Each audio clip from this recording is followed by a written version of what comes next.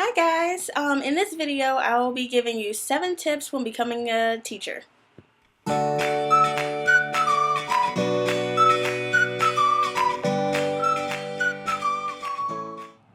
first tip is saving up money. The first thing that you'll be saving up money for is your BCI and FBI, which is your background checks. You'll be needing to renew these every year, and I believe it's around $50 for both of them. Make sure you talk to your advisor because different schools save up money for different things, such as my school. My school saves up money for the TK20, and not every school does that. It's about $100, and I only used it maybe like 4 times.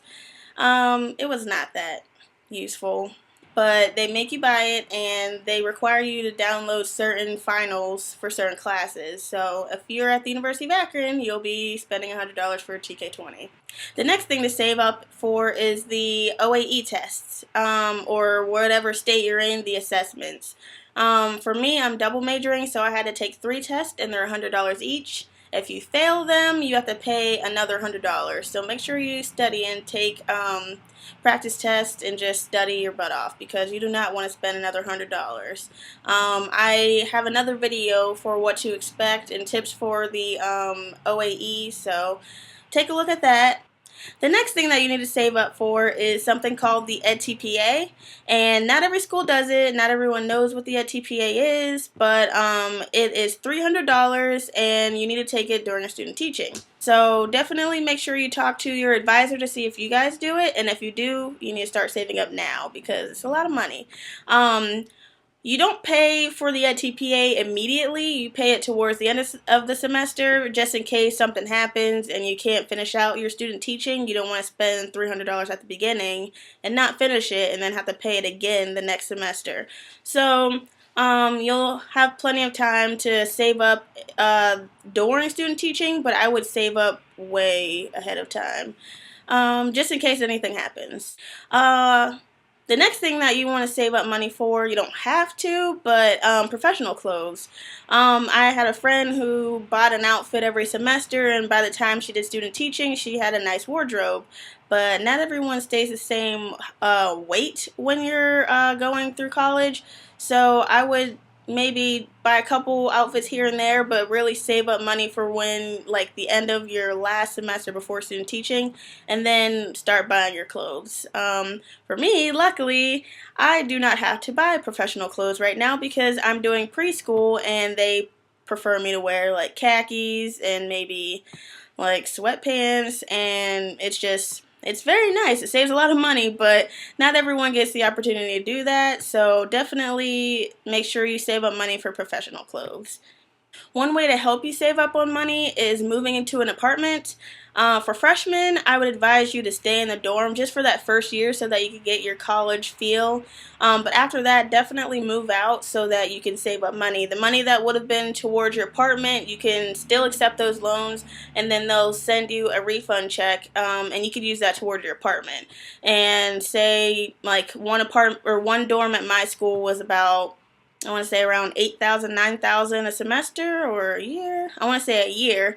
And then, yeah, so an apartment would be more like 4,000, 5,000. So that saves you about $3,000. It just depends on what dorm you stay in and what apartment you stay in. So definitely look into moving off campus and how much money you would save. And if you move off campus, you do not have to have a meal plan, which saves you another 1,000 or 2. So definitely look into that, and that could definitely help you with all your test fees and your professional clothes and everything else you need. Another way to save money is tax returns. My university have people to do your taxes for free, which is really nice. And I don't know what they click, but it saves you like $1,000 for 4 years when you're a student.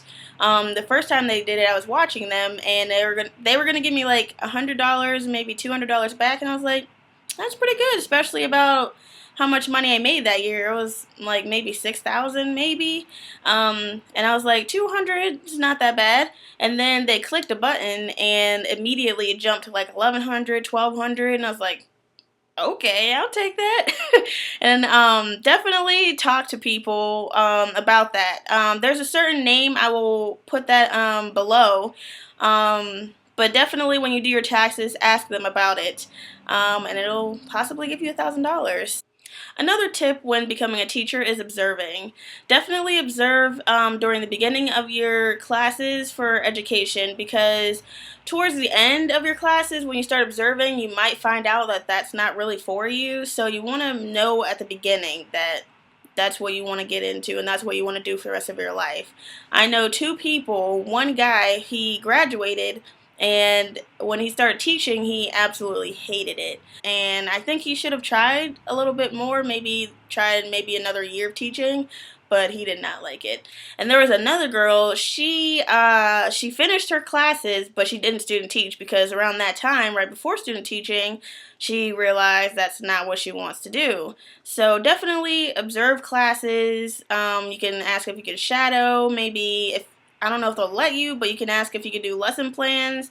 And then maybe that'll give you an idea if that's really what you want to do. But don't just like observe one class. Try like 3 or 4 to get a general idea, and different grades. Like for me, I'm pre-K through 3, so try at least try one of each to see if you like it, or try 3 classes with first grade if that's the grade that you really want to teach in. But definitely don't try just one class and observe one class and be like, nope, I don't want to do that. Just try a couple and see if that's what you want to do. When you do go to observe, make sure you bring your FBI and BCI, of course. But definitely ask the schools before you pay for an FBI or BCI, because some schools will let you come if your FBI and BCI background check is a year old. It just depends on the school and their rules.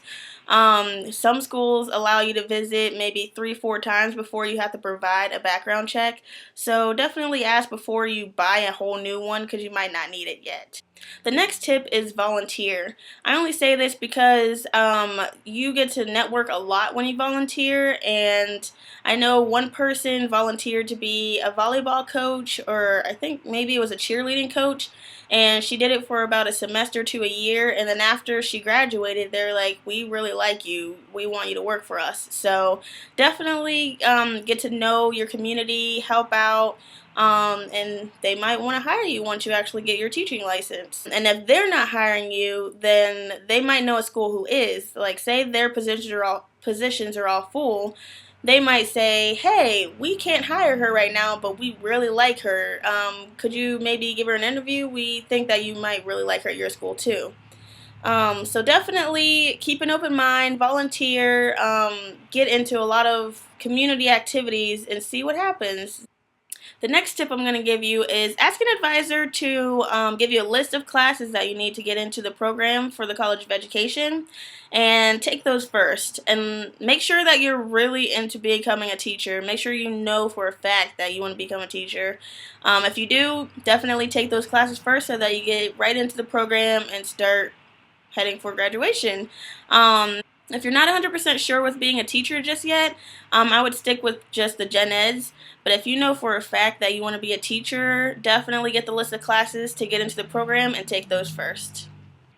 Also, ask your advisor what the GPA requirement is, so that when you're getting into the program, they're not going to say, oh, you just missed it by a couple points. You have to take a couple random classes to build up that GPA.